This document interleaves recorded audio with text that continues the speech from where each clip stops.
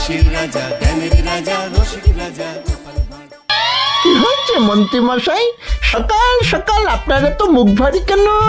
আরে আর বলিস না, আগে রাজসভায় অনেকেই ছিল যারা আমার হয়ে কথা বলতো, কিন্তু ইদানিং সবাই কেমন বদলে গেছে। সবাই গোপালের হয়ে কথা বলছে, তাই তো? একদমই তাই। আর না বললেও কেউ গোপালের বিরুদ্ধে কথা বলে না।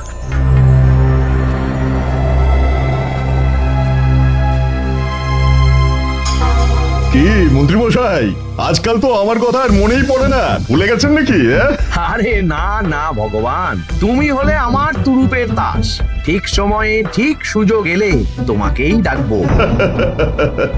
একটু দেখবেন। হ্যাঁ, আরে নিশ্চয়ই নিশ্চয়ই। এই চলি রে, আবার রাজসভায় যেতে হবে।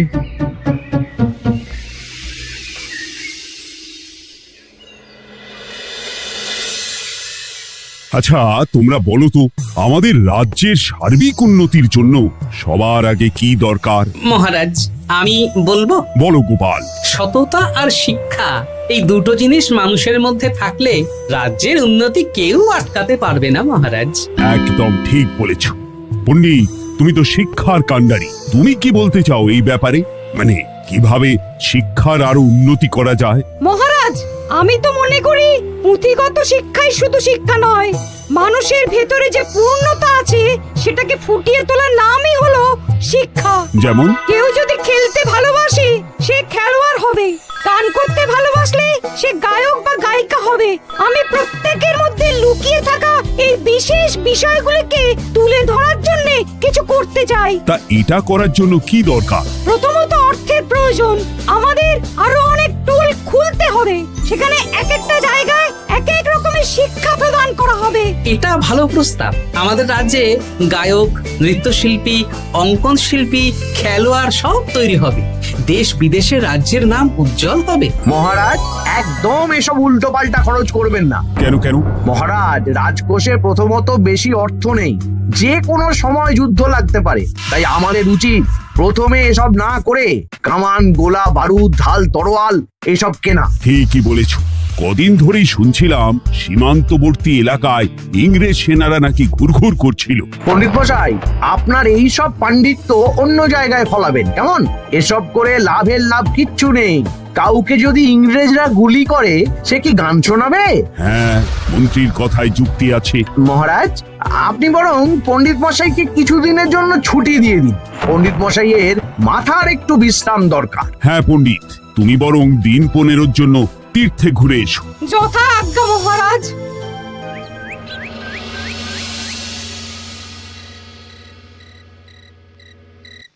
শোনো ভগবান, সকালেই তুমি কাজের কথা বলছিলে, আমি এমন ছক কষেছি কালকে থেকেই তোমার জন্য একটা ভালো বেতনের কাজ জোগাড় করে দেব। শুধু যা বেতন পাবে তার অর্ধেক আমাকে দিতে হবে, কেমন? রাজি রাজি। কি কাজ বলুন? শোনো, বাহ বাহ, দারুণ দারুণ, হয়ে যাবে কাজ।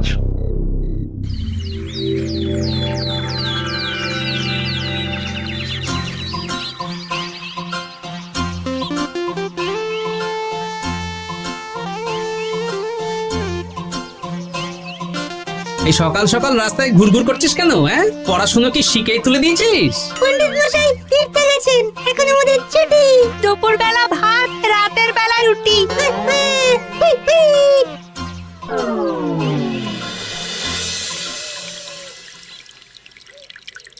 মহারাজ, গতকাল পণ্ডিতকে ছুটি দিলেন আর আজ পাঠশালার সব ছাত্রছাত্রী সকাল থেকে ঘুরঘুর করছে। এ কি, তাহলে তো মুশকিল।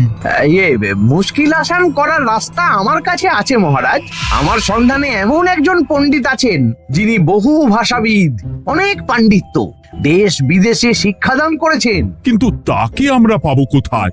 তিনি কৃষ্ণনগরে ঘুরতে এসেছেন, শুধু ওনাকে বেতনটা একটু বেশি দিতে হবে।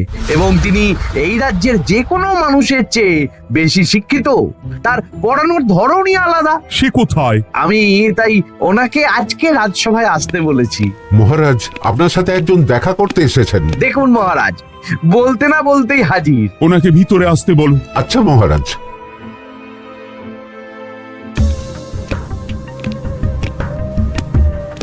প্রণাম কৃষ্ণচন্দ্র, আমাকে আপনার মন্ত্রী ডেকেছেন, তাই এলাম।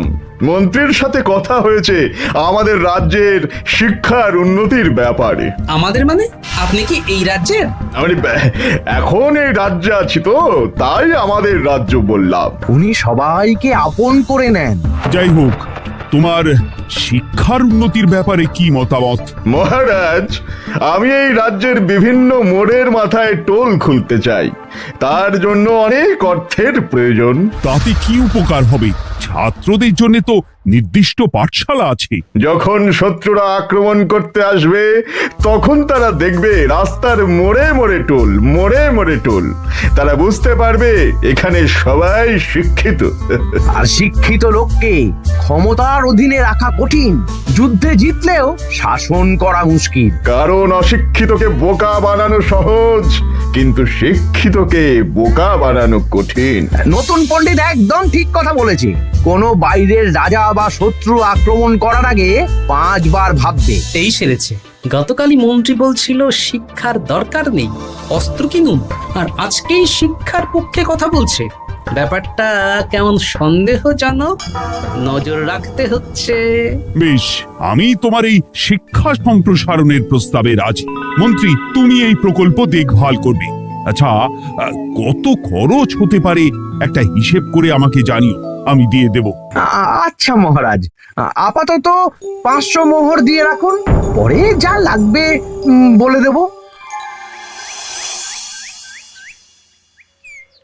উফ, সকালে এক পত্তন বাজার, বিকেলে এক পত্তন বাজার, আর পারি না। আরে হাত চালাও, হাত চালাও। বাবা, কাজ শুরু হয়ে গেল। হ্যাঁ, আর ছাত্রদের পাঠশালার কাছে যেতে হবে না।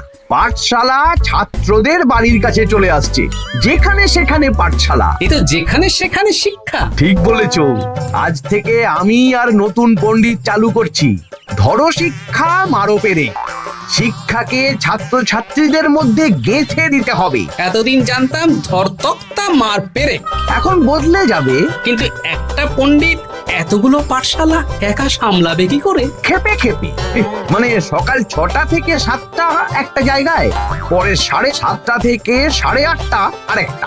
এইভাবে বিভিন্ন জায়গায় পণ্ডিত ঘুরে ঘুরে শিক্ষাদান করবেন। না, ব্যাপারটার উপরে মহারাজকে নজর রাখতে বলতে হবে। মহারাজ, আমার মনে হয় এই পাঠশালায় আগামীকাল থেকে কেমন পড়াশোনা শুরু হবে, আপনার সেদিকে একটু নজর রাখা উচিত। হ্যাঁ, দেখি আগামীকাল সকাল সকাল বিভিন্ন পাঠশালায় গিয়ে নজর রাখবো। আর হ্যাঁ, আমাকে নতুন পণ্ডিত একটা তালিকা দিয়েছে, কোন পাঠশালায় কখন পড়াবে সেটার তালিকা। আমিও যাব আপনার সাথে।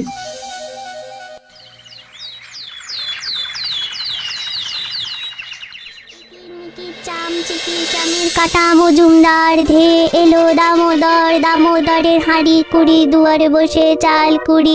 কুটি, তোরা এই কিরমিকির খেলছিস? নতুন পণ্ডিত কোথায়? উনি তো এই মাত্র দক্ষিণের পাঠশালায় গেলেন। ন্যাপলা আর গুলটে আজ থেকে ওখানেই গেছে। ওদের দুজনের বাড়ি কাছাকাছি তো, তাই। আচ্ছা চলো তো গোপাল, দক্ষিণেই গিয়ে দেখি।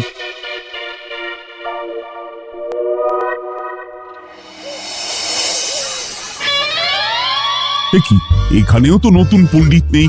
নতুন পণ্ডিত মশাই আমাদের একের নামটা মুখস্থ করতে দিয়ে চলে গেলেন। একের নামটা? এসব কি হচ্ছে? শিক্ষার নামে অর্থের জলাঞ্জলি মহারাজ। না, আজই রাজসভায় এর বিচার হবে। মন্ত্রী, আমি যা দেখলাম তাতে শিক্ষা তো কদিন পরে লাটে উঠবে। আমার এক ভাগ্নি তো আজ পাঠশালায় গিয়ে লুকোচুরি খেলেছে। নামমাত্র পড়াশোনা আর বাকি সময় খেলা, এভাবেই বয়ে গেল বেলা। মন্ত্রী, এই তোমার নতুন পণ্ডিতের দৌড়। মহারাজ, একজনের পক্ষে এতগুলো পাঠশালায় শিক্ষাদান তো সম্ভব নয়। তার জন্য তো আরো পণ্ডিতের প্রয়োজন, আর তার জন্য চাই আরো অর্থ। আবার অর্থ? শুধু মহারাজের অতিরিক্ত অর্থ খরচ হবে বলে আমি আগে এই প্রস্তাবটা রাখিনি। বেশ, তা আর পণ্ডিত কোথায় পাবে? আমাদের নতুন পণ্ডিতের কাছে অনেক পণ্ডিতের সন্ধান আছে। উনি একটা হাঁক মারলেই সব চলে আসবে। বেশ, তাহলে তাই ব্যবস্থা করো। এভাবে শিক্ষার অবনতি আমি চোখে দেখতে পারবো না। আরো 300 মোহর লাগবে। পেয়ে যাবে। কিন্তু দিনে দুপুরে ডাকাতি, ব্যাপারটা ধরতে হবে। কিছু একটা ঘোট তো আছেই। আর নতুন পণ্ডিতদের যদি কোথাও একটু থাকা খাওয়ার ব্যবস্থা করা যায় তাহলে ভালোই হয়। রাজবাড়ির অতিথিশালা তো আছেই, ওখানেই না হয় ব্যবস্থা করে দেব।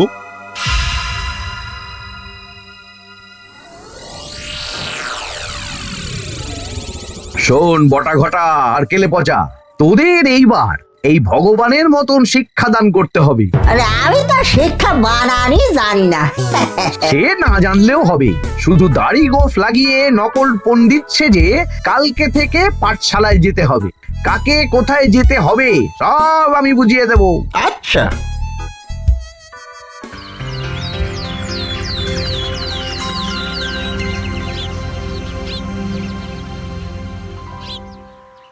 আচ্ছা বল তো, গতকাল তোদের বাড়িতে কি কি রান্না হয়েছিল? ভাত, মসুর ডাল আর লাউ ঘন্ট। লাউ ঘন্টের মধ্যে চিংড়ি ছিল? না। তা আজকে কি রান্না হবে? আজকে সকালে বাবা বাজার থেকে পাকা কাতলা এনেছে। কাতলা মাছের পাতলা করে ঝোল হবে। আর তোর? আমাদের আজ নিরামিষ, এই কবজি ডুবিয়ে সবজি ভাতি খেতে হবে। বেশ।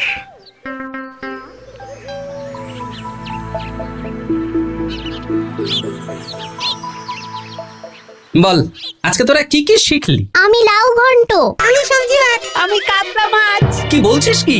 আজকে তো পাঠশালায় এই সব আলোচনাই হয়েছে। এবারে ব্যাপারটা একেবারে সহ্য সীমার বাইরে চলে যাচ্ছে। দাদু, আমাদের আগের পণ্ডিত মশাই ভালো ছিলেন। উনি কোথায় চলে গেলেন? মন্ত্রী মশাই ছলে বলে কৌশলে ওনাকে তীর্থে পাঠিয়েছেন। না, এখন আমাকে মন্ত্রী মশাইয়ের উপরে নজর রাখতে হবে।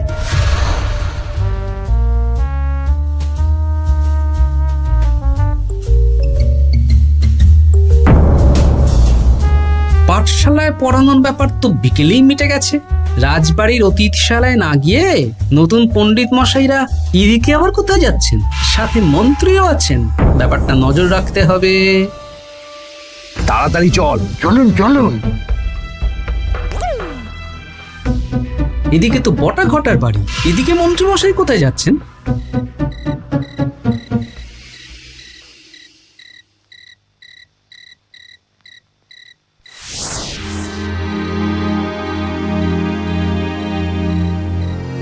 তারপর তোমরা সবাইকে কি শিক্ষা দিলে? শিক্ষে সে আমাদের শিক্ষা নেই, চুরি করে দিন চলে। আমি কি করে শিক্ষা দেব? আরে ছাইপাশ দাড়ি গোঁফ থাকলে কি কুটকুট করে। তা বলেছিস বটা। আরে আরে আহারে করছিসটা কি? ভালো রোজগার পাতি কি তোদের সহ্য হচ্ছে না নাকি? ভগবানকে দেখ, সেই কবে থেকে দাড়ি গোঁফ লাগিয়ে পণ্ডিত মশাই সেজে আছেন। আমারও প্রথম দিন একটু সমস্যা হচ্ছিল, এখন সামলে নিয়েছি। আর আমাদের এই সব আলোচনা একদম করা উচিত না।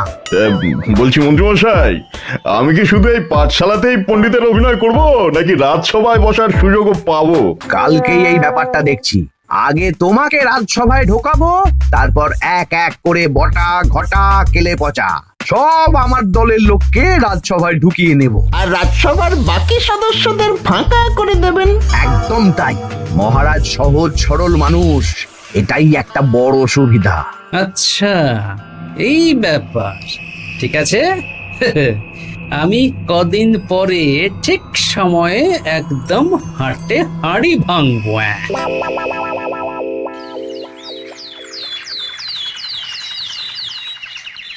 তাহলে মন্ত্রী, আর কোনো সমস্যা নেই তো? না না মহারাজ, এখন আর কোনো সমস্যা নেই।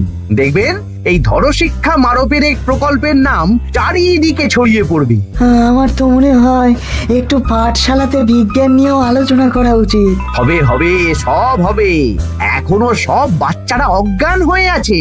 আগে শিক্ষায় জ্ঞান ফিরুক, তারপরে না হয় বিজ্ঞান নিয়ে আলোচনা করবে। বিজ্ঞানী তো প্রস্তাবটা খারাপ রাখেনি। তুমি কি বেশি বোঝো? তাহলে তুমিই তো বিজ্ঞান শেখাতে পারো।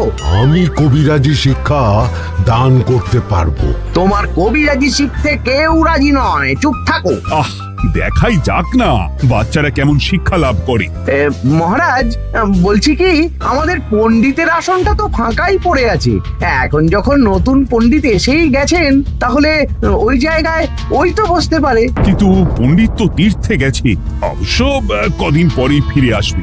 ও আসুক, তারপর না হয় আলোচনা করে একটা সিদ্ধান্ত নেব। পণ্ডিত মশাই না হয় এসে পুজো পাঠটাই করুক, কিন্তু রাজসভায় এরকম ফাঁকা থাকলে কেমন একটা লাগে। বেশ, তাহলে তাই হোক। কালকে থেকে নতুন পণ্ডিত আমাদের পুরনো পণ্ডিতের জায়গায় বসবে। এইভাবে রাজসভা ফাঁকা করে যেতে হবে, তাহলে একদিন সবাই আমার পক্ষেই কথা বলবে, আর শেষে রাজাকেই সরিয়ে দেব।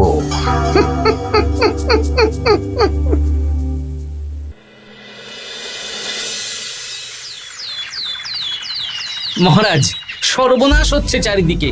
চলুন চলুন, আমি পুরো বিষয়টা ধরে ফেলেছি। কি ধরে ফেলেছো? শিক্ষার নামে ষড়যন্ত্র চলছে মহারাজ। রাজসভায় চলুন, সব বলছি। আচ্ছা আচ্ছা, আসছি। হ্যাঁ বলো গোপাল, তুমি কি বলছিলে? শিক্ষার নামে ষড়যন্ত্র নাকি? মানে গোপাল মস্করা করছে নাকি? রাজ্যে দারুণ শিক্ষাদান চলছে। মহারাজ, আমি দেখে ফেলেছি আমাদের নতুন পণ্ডিত আসলে কোনো পণ্ডিত নন। ইনি আপনাকে, আমাদের সবাইকে বোকা বানাচ্ছেন। তাই নাকি? ডাকো দেখি নতুন পণ্ডিতকে। এই তো মহারাজ, আমি চলে এসেছি। এই তো ইনিই বদমাশি করছেন, শিক্ষার্থীদের ভবিষ্যৎ নিয়ে খেলছে। এই বল, আসল কথাটা বল। কি বলবো, এসব ভাড়ামো বন্ধ করো গোপাল। না বললে আমি কিন্তু ধুতি খুলে দেব।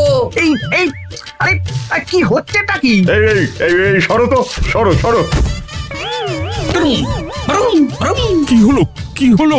ব্রুম, ব্রুম, ব্রুম। এই সেরেছে। গোপাল এসব কি বলছে? বলুন। ভুল বকছে কেন?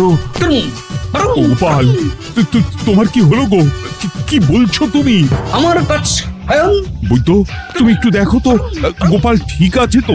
এই যে নতুন পণ্ডিত, তুমি তো অনেক ভাষা জানো, তুমি বুঝতে পারছো? মহারাজ, আমি দেখছি গোপালের মনে হয় বিশ্রামের প্রয়োজন। এই এই, তোমরা কয়েকজন মিলে গোপালকে রাজবাড়ির অন্দরমহলে নিয়ে চলো। চলুন, আমি যাচ্ছি। ওহো, গোপালের কি হলো? মাথায় লেগে গেল? ভাষা চলে গেল? সব এই নতুন পণ্ডিতের জন্য।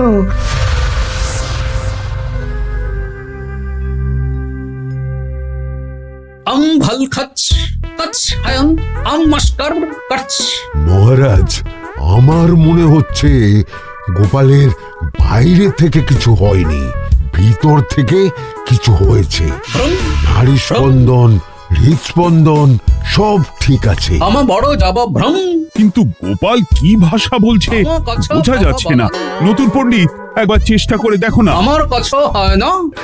এসব তো আমি কিছুই বুঝতে পারছি না মহারাজ। আপনি যে এত দেশ বিদেশে ঘুরেছেন, আপনি বুঝতে পারছেন না? এ আমার এখতিয়ারের বাইরে। তোমার বাকি পণ্ডিতদের নিয়ে আসো তো, যারা পাঠশালায় পড়ায়। আমি বুঝতে পারছি না, বটা ঘটা কেলে পচা কি বুঝবে? আমার বড় যাব ভ্রম। চপ করো ঘট, নল খাব মরব। কিছুই তো বুঝতে পারছি না।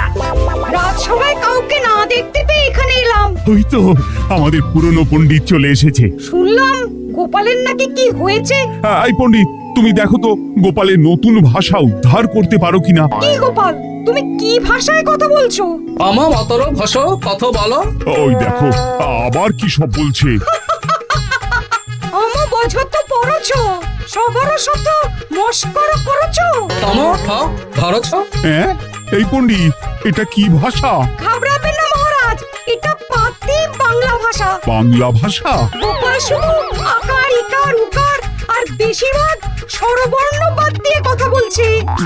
মানে গোপাল তম কছ কছ বলো। আমার নাম গোপাল ভর। মহারাজ, গোপাল বলল আমার নাম গোপাল ভর। আমার অত বকনা মহারাজ। এর মধ্যে আকার ইকার উকার এসব বসিয়ে দেখুন তো কি হয়। আমার নাম গোপাল ভাঁড়। আমার নাম গোপাল ভাঁড়। অত, আমি অত বকা বোকা নই মহারাজ। মহারাজ, আমি অত বোকা নই মহারাজ। এই তো সুন্দর ধরে ফেলেছেন। কি কেমন দিলাম?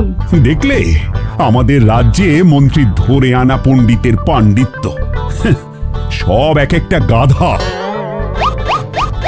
হ্যাঁ, এ কি ভগবান, বটা ঘটা কেলে পচা। মহারাজ, এখান থেকে কি বুঝতে পারলেন? কি? শিক্ষার বাইরেও অন্যভাবে সমস্যার কি করে সমাধান করা যায়, তাও শুধুমাত্র উপস্থিত বুদ্ধি দিয়ে, যেটা আমাদের রাজপণ্ডিতের আছে। তা তো দেখতেই পাচ্ছি। আর সেই জন্যেই মন্ত্রী ওনাকে সরাতে চেয়েছিলেন, আর কিছুদিনের মধ্যে সব সভাসদদের সরিয়ে দিতেন। আমি সব মতলব শুনেছিলাম, আর এই দিনটার জন্যে অপেক্ষা করছিলাম। আজকেই তো পণ্ডিতের তীর্থ থেকে ফিরে আসার কথা।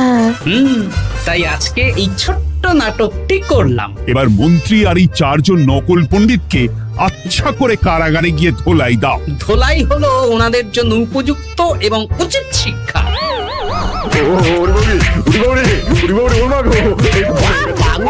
বাবা গো, ভুল হয়ে গেছে গো। আরে